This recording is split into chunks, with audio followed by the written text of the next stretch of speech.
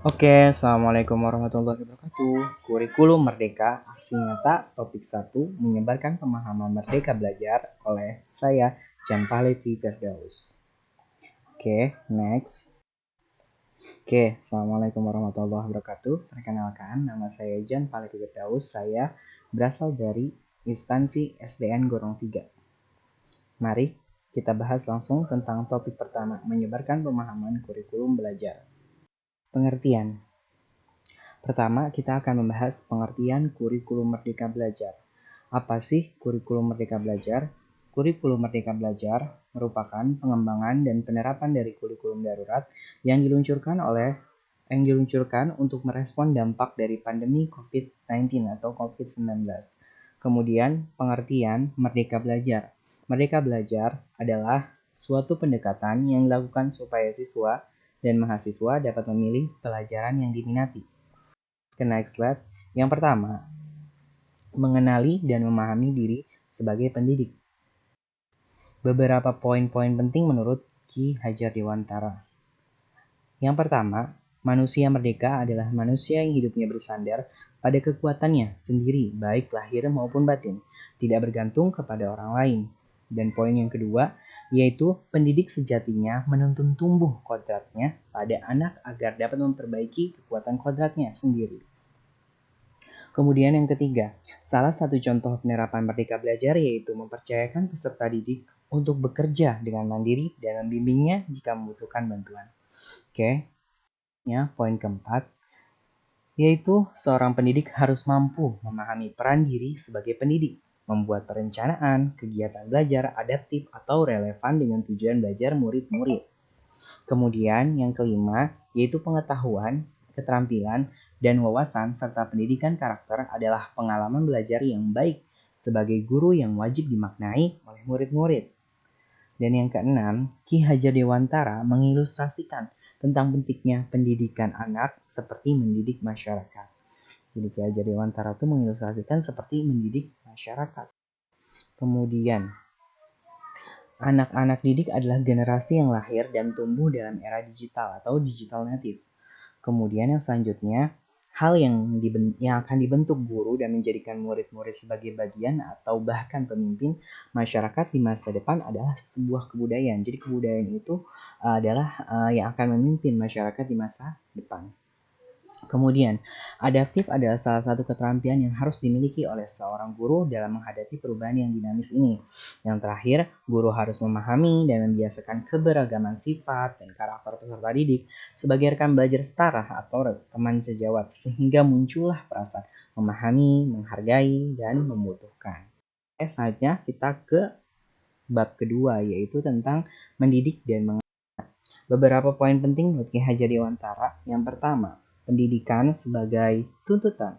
Artinya, tuntutan dalam hidup. Tumbuhnya itu murid sebagai kodratnya.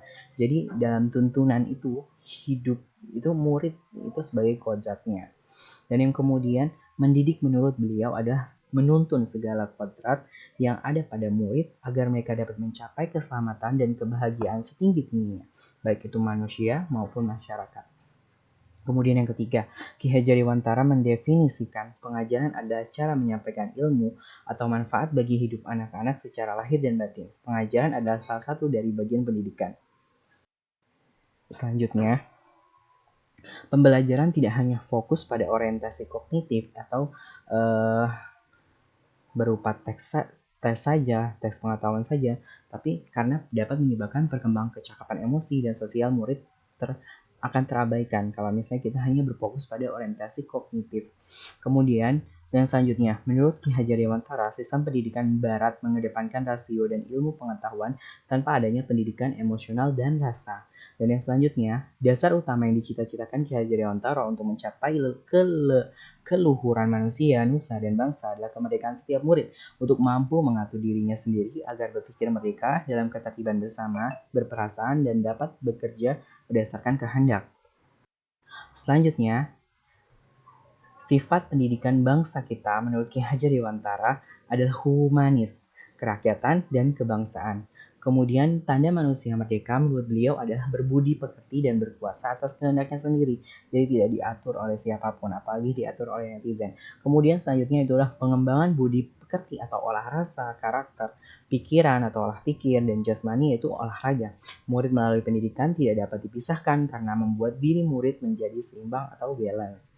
Kita lanjut ke bab 3 yaitu mendampingi murid dengan utuh dan menyeluruh. Oke, di sini beberapa poin penting menurut Ki Hajar Dewantara. Yang pertama, kodrat keadaan terdiri atas dua bagian, yaitu kodrat alam dan kodrat zaman. Untuk menguatkan kuatan kodratnya diperlukan peran guru sebagai fasilitator dan pembelajaran kontekstual atau yang nyata. Oke, kemudian untuk mengembangkan sistem pendidikan, beliau mengenalkan asa trikon. Apa itu trikon? Trikon yaitu continue, konvergen, dan konsentris. Apa itu continue? Continue adalah pengembangan yang dilakukan secara berkelanjutan dan berkesinambungan. Sedangkan konvergen adalah pengembangan yang dilakukan dari berbagai sumber luar, bahkan dari praktik pendidikan di luar negeri. Konsentris adalah pengembangan pendidikan yang dilakukan secara tetap berdasarkan kepribadian sendiri. Ketiga, komponennya. Oke, lanjut kita ke keempat ya, bab keempat yaitu mendidik dan melatih kecerdasan budi pekerti. Yang pertama, beberapa poin penting menurut Ki Hajar Dewantara di bab keempat ini adalah Ki Hajar Dewantara menganggap bahwa budi pekerti adalah kemampuan kodrat manusia atau individu yang berkaitan dengan bagian biologis dan berperan menentukan karakter seseorang. Contohnya rasa takut, cemas, percaya diri. Contohnya rasa takut, cemas, dan percaya diri. Oke, lanjut. Budi pekerti menurut KHD atau Ki Hajar Dewantara yaitu bulatnya jiwa manusia merupakan hasil dari bersatunya gerak pikiran, perasaan, atau kemauan sehingga menimbulkan tenaga. Budi pekerti merupakan perpaduan dari cipta, karsa, dan rasa. Kemudian selanjutnya, teori konvergensi didasarkan atas dua teori utama yaitu teori tabula rasa dan teori negatif. Kemudian yang selanjutnya itu teori tabula rasa adalah mengumpamakan anak ibarat kertas kosong yang dapat diisi dan ditulis oleh pendidik dengan pengetahuan dan wawasan yang diinginkan pendidik. Kemudian yang selanjutnya adalah Ki Hajar Dewantara membagi budi pekerti menjadi dua bagian. Apa saja sih? Dua bagian itu adalah biologis dan intelligible, yaitu tentang pendidikan yang mengantarkan keselamatan dan kebahagiaan. Beberapa poin penting yang dapat kita ambil dari bab kelima ini menurut Ki Hajar Dewantara adalah yang pertama, sistem Among. Sistem Among adalah sistem Among Ki Hajar Dewantara merupakan metode yang sesuai untuk pendidikan karena merupakan metode pengajaran dan pendidikan berdasarkan landasan asih, asah, dan asuh. Atau dalam bahasa Inggris bisa kita sebut care and dedication based on love. Kemudian, tiga sistem Among yang menjadi prinsip Ki Hajar Dewantara yaitu yang pertama, ingar sosung tolodo atau di depan kita memberi contoh.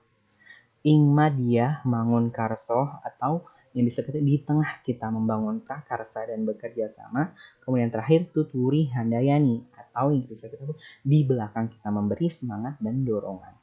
Mungkin itu saja presentasi yang dapat saya sampaikan.